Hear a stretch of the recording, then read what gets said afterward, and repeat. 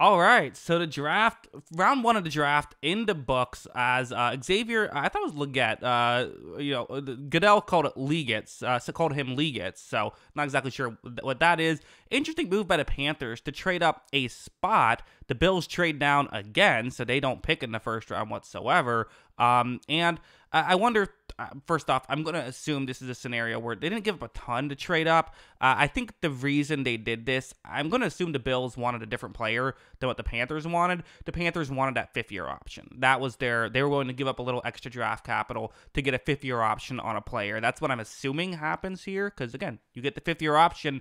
I think we always view fifth-year options when it comes to quarterbacks, but, they matter for receivers as well. So, yeah, the Panthers not wanting to give Bryce Young a complete disastrous situation. I like Legette. I think he's pretty good. I don't have a film study on him, unfortunately, but I think there's a lot of good stuff in his game, and I do think that there's he's worth the number 32 overall pick. And for the Panthers, who they added Deontay Johnson, who I like. Steelers fans very quickly turned on right after he got traded, but I think he's a pretty good player. And for the peanuts they gave up for him, I think that's pretty good. And, everyone kept talking about no first-round pick.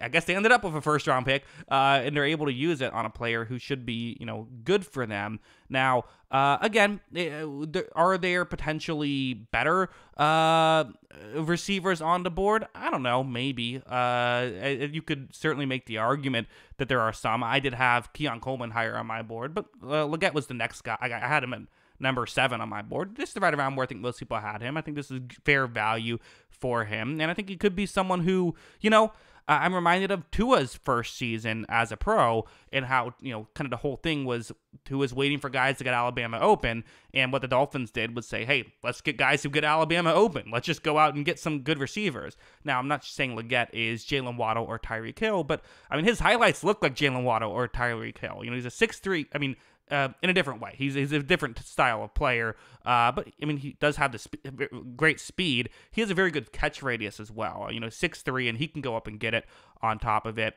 He's a bit of a project, and is a bit of a one-year wonder on top of it. He doesn't have the full route tree and all that stuff, so that's kind of why he fell.